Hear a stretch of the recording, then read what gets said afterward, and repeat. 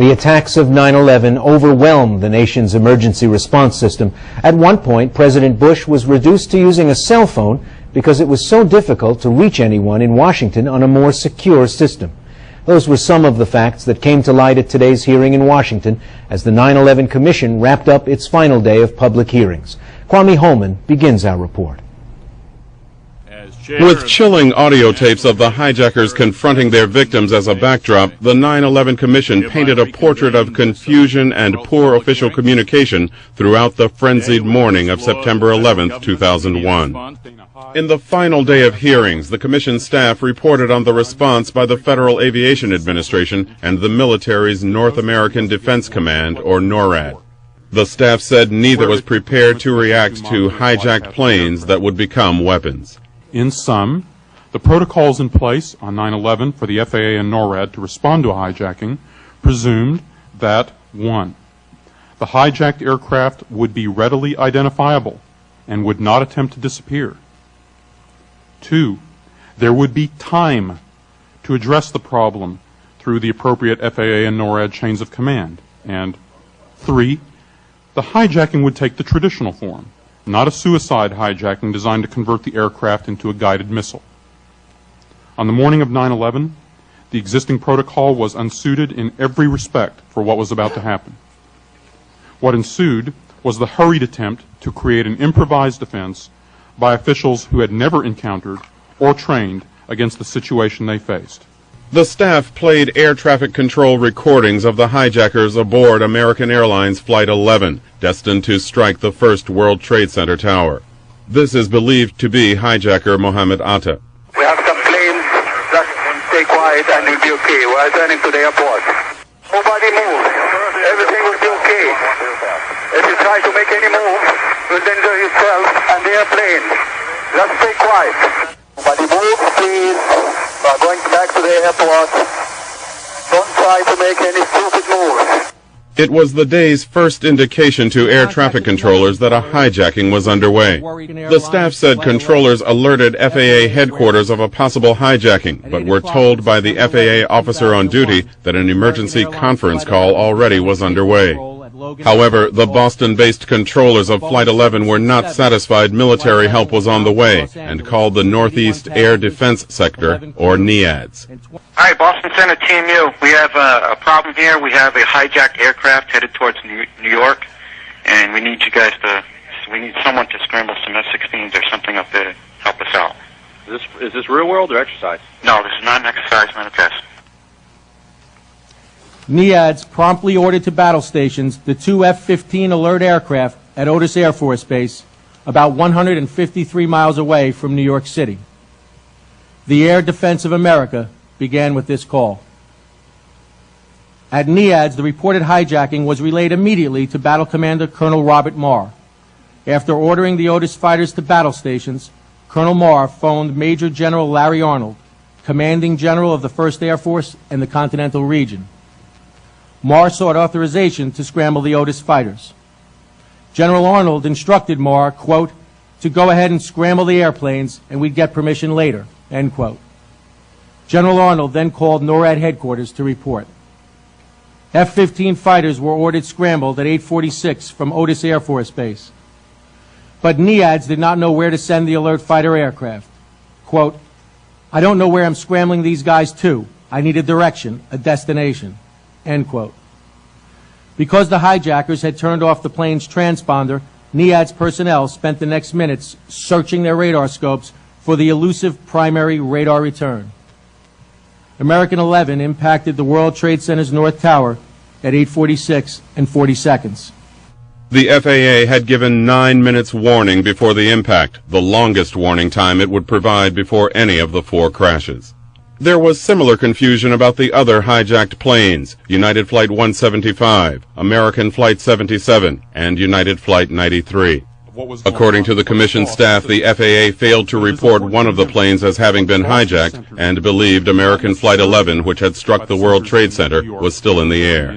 Military Boston Center just had a report that American 11 is still in the air and it's on its way heading towards Washington.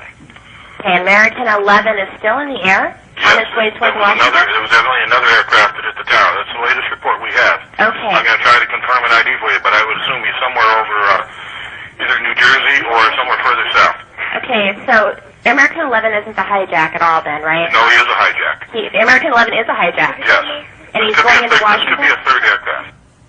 When Cleveland air traffic controllers heard screaming and sounds of a struggle aboard United Flight 93, FAA headquarters was slow to respond. At 9:49, 13 minutes after getting the question from Cleveland Center about military help, Command Center suggested that someone at headquarters should decide whether to request military assistance. They're pulling Jeff away to talk about United 93. Do we want to think about scrambling aircraft? Oh, God, I don't know. That's a decision somebody's going to have to make probably in the next 10 minutes. Everybody just left the room. Moments later, Flight 93 crashed in a field in Pennsylvania. Meanwhile, key FAA officials still were missing from a Defense Department teleconference on the crisis that started just before 9:30 a.m. Operators worked feverishly to include the FAA in this teleconference, but they had equipment problems and difficulty finding secure phone numbers.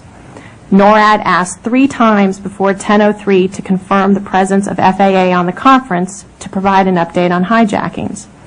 The FAA did not join the call until 10:17. The FAA representative who joined the call had no familiarity with or responsibility for a hijack situation, had no access to decision makers, and had none of the information available to senior FAA officials by that time. As FAA and NORAD officials fought through confusion, senior officials accompanying President Bush to an elementary school in Florida were scrambling as well. According to the Commission staff, the President and Vice President Cheney had agreed to permit military jets to shoot down any airliner that did not respond to radio calls. But tapes of conversations between air controllers and the Northeast Air Defense showed confusion about the order. You need to read this. The region commander has declared that we can shoot down aircraft that do not respond to our direction. Copy that? Copy that, sir.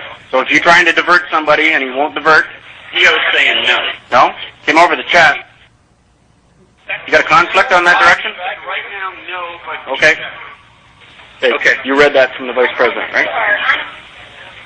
Vice President has cleared. Vice President has cleared us to intercept tracks. You know what they Of do? interest, shoot them down if they do not respond first on RCC. In interviews with us, NEAD's personnel expressed considerable confusion over the nature and effect of the order. Joint Chiefs of Staff Chairman Richard Myers, a former commander of NORAD, was today's first witness. He was asked about a frequent topic of these hearings, the August 2001 memorandum to the President warning of a strike on the U.S. by Osama bin Laden. Had you received such information tying together the potential reflected in the August 6 PDB memorandum that was titled Bin Laden Determined to Strike in the United States, together with this additional information, might you have followed up on a training scenario at the least, such as the positive force training scenario where a hijacked plane was presumed to fly into the Pentagon, a proposal that was made and rejected in the year 2000? Well, a couple of things. I don't know that we would have, because exercising alone is not enough. If you look at all, and you've looked at all the policy guidance we've gotten through the 90s into early 2000, 2001, all the policy guidance was that we treat terrorism primarily as a criminal event. And the role of the Defense Department was to defend our forces primarily. It was force protection, anti-terrorism, not counterterrorism. Counterterrorism responsibilities domestically were the FBI, externally were the CIA. But the Commission staff concluded that earlier warnings would not have allowed the military to intercept the hijacked planes.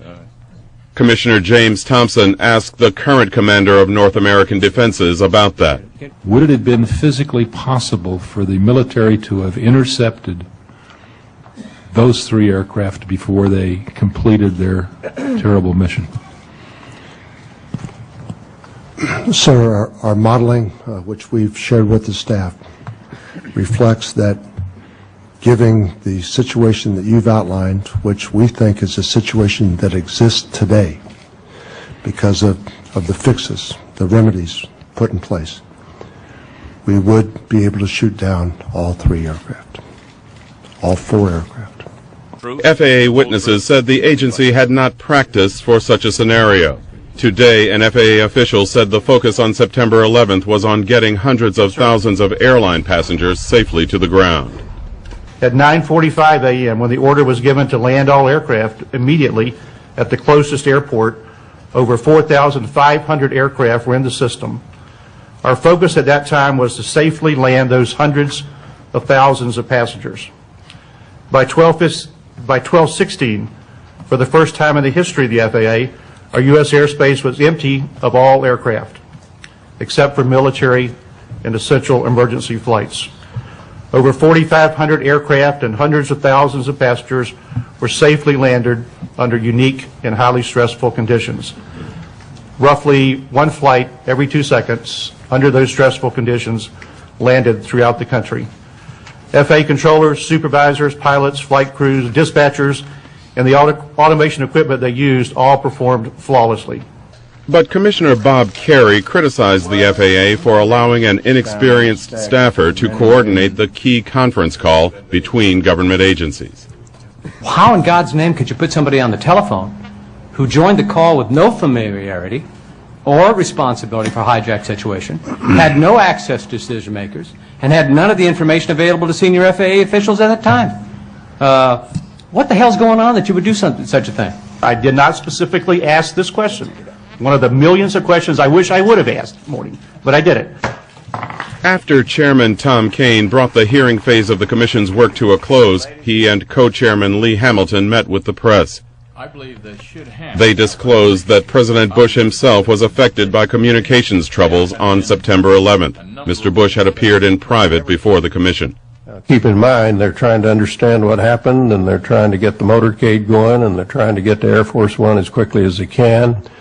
And the President is on the phone, and Andy Card is on the phone, and half dozen other people are on the phone, calling a variety of people in Washington.